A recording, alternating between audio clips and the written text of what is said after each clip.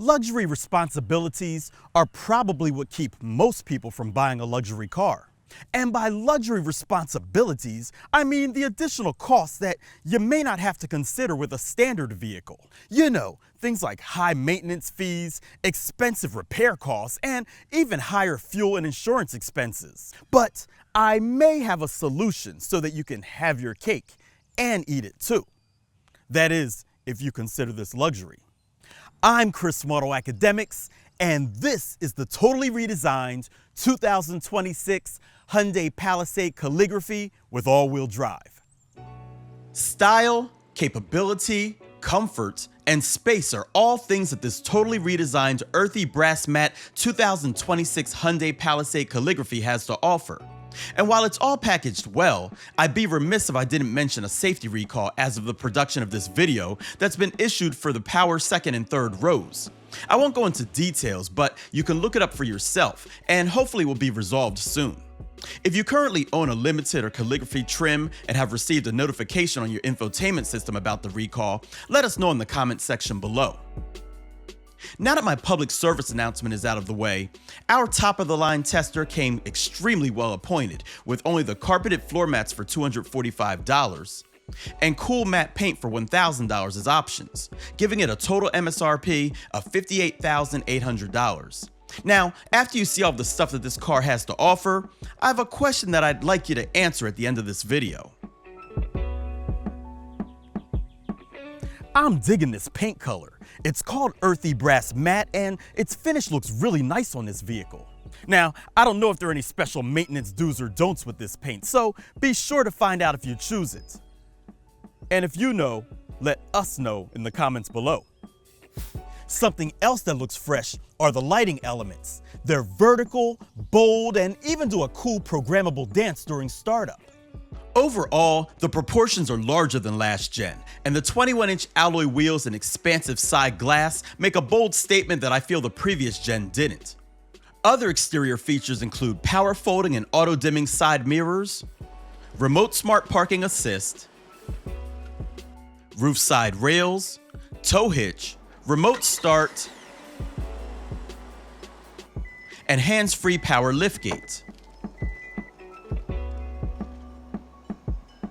Once open, you'll find 19.1 cubic feet of cargo space behind the third row. Now, I'm not sure if that's before or after you power slide the third row forward to get a little more space. Either way, power fold that row down and you get 43.6 cubic feet behind the second. Stow the captain's chairs, which also happen to power fold, and you get a total of 86.7 cubic feet in all. There are cargo tie-downs, a 12-volt outlet, as well as a divider under the floor to house your jack and other small items. Finally, a temporary spare tire can be found below. Oh, and if you know in advance that you want all of the rows stowed for maximum storage, there's one button for that. Plus, they can all power unfold again too.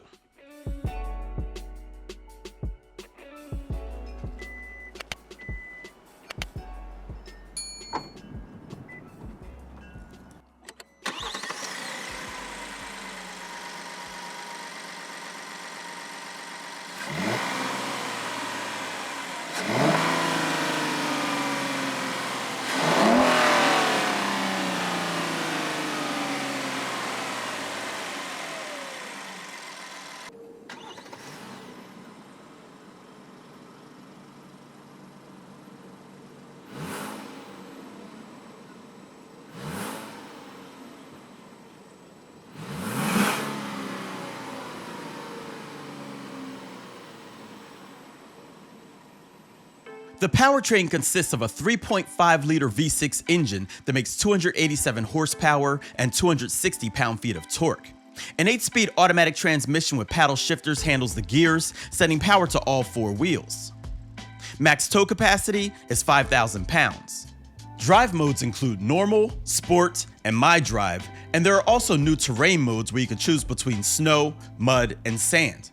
There's also a tow mode with trailer mode so that you can save trailer details into the system.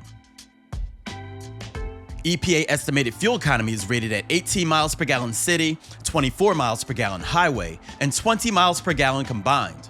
AutoAcademics saw 18.9 miles per gallon during testing on regular fuel.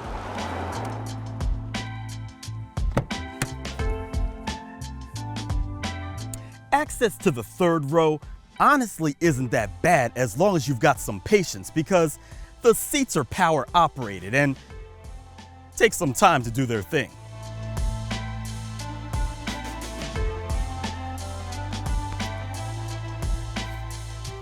And once back here, things aren't too shabby.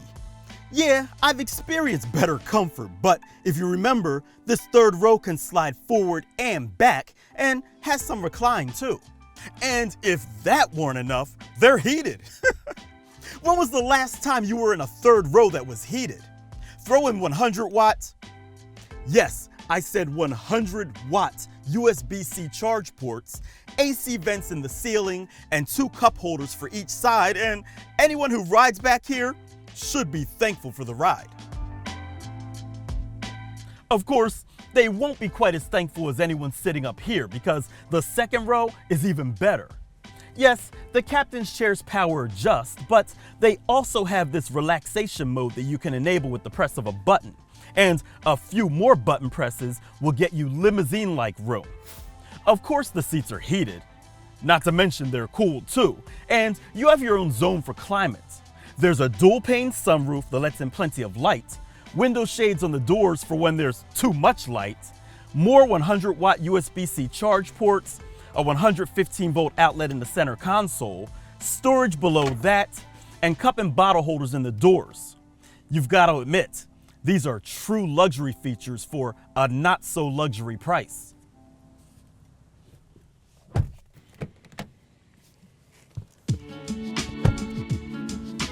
Overall, the interior is nice. I mean, there are soft touch materials pretty much everywhere, and I like the caramel colored coverings that are used. Now, a bit more contrast or variety on the door panels would be nice, similar to the back doors, but these do reflect a nice glow from the ambient lighting. The two-tone on the steering wheel looks good though, and I like the fabric and natural look wood on the dash and center console. These seats feel nice too, with tons of adjustments, and the seat coolers blow cold and fairly quiet at their highest setting. Hyundai's displays are always well done, even on my daughter's entry-level Kona, but I'm also liking how well these are integrated into the dash. Even high-end luxury companies have had trouble with that. And yup, there's 100-watt USB-C charging up here too. There's a front and rear dash cam for added peace of mind, UVC sterilization in the center console, and digital rear view mirror. This even has the latest version of Hyundai Digital Key 2.0 Premium, so you can replace your key fob with your smartphone or smartwatch.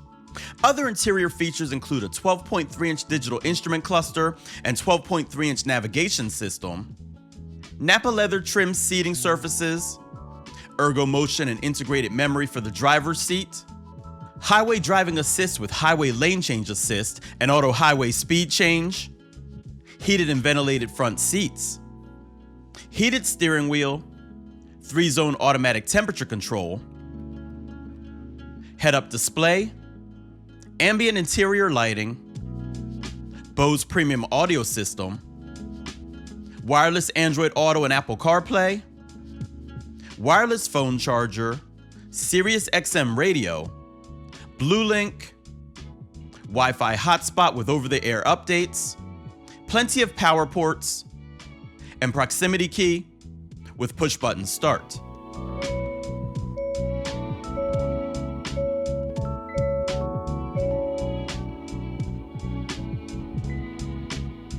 Safety features include 10 airbags,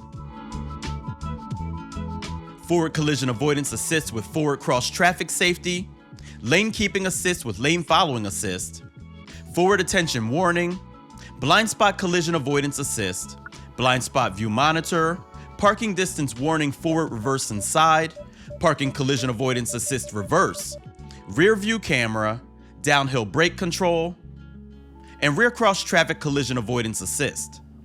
So now that we've addressed all of that, it's time to take it out and see how it drives.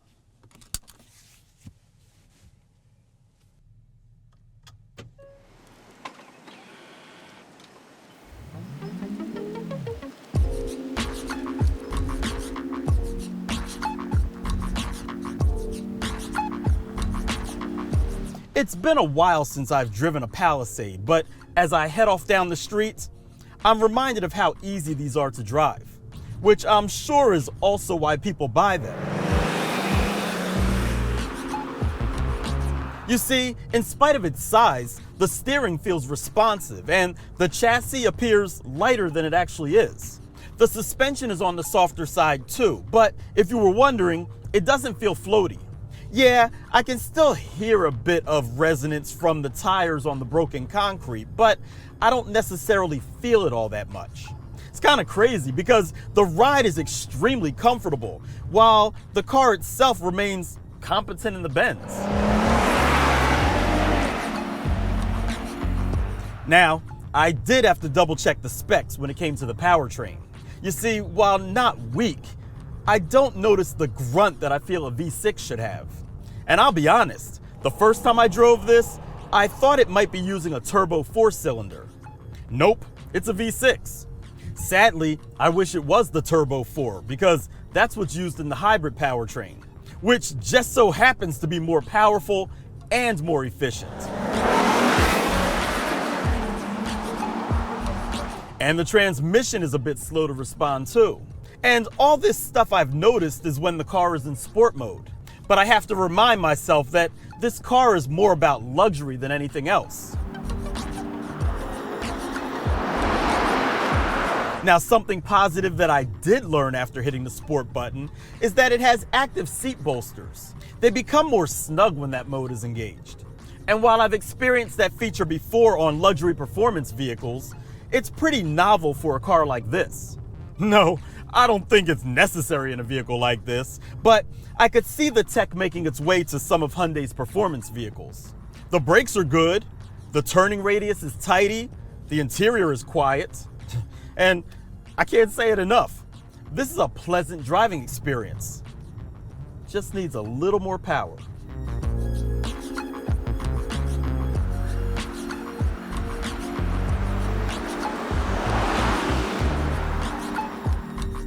So, I pose this question to you. Is the 2026 Hyundai Palisade Calligraphy a true luxury vehicle? It provides all the extras that you'd expect from a luxury car. In fact, there's some stuff that you probably wouldn't expect, which is what contributes to luxury, right? Oh yeah, and it does it without all the additional expenses I talked about earlier.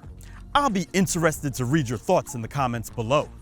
Alright guys, as always, if you like this video, give it a thumbs up. It doesn't cost you anything and helps the channel out a ton. Also, consider subscribing if you want to see more videos like this, and hit that bell icon so you don't miss what we have coming up next. I'm Chris from AutoAcademics. Thanks for watching.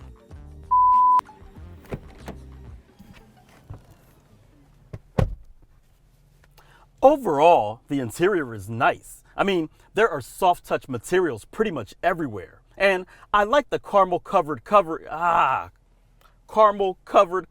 No, caramel colored coverings.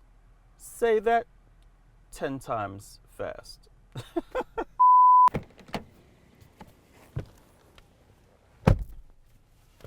Overall, the interior is nice. I mean, there are soft touch materials pretty much everywhere. And I like the caramel colored coverings that are used. That time, I thought so hard about it that I didn't say it right, even though I said it right.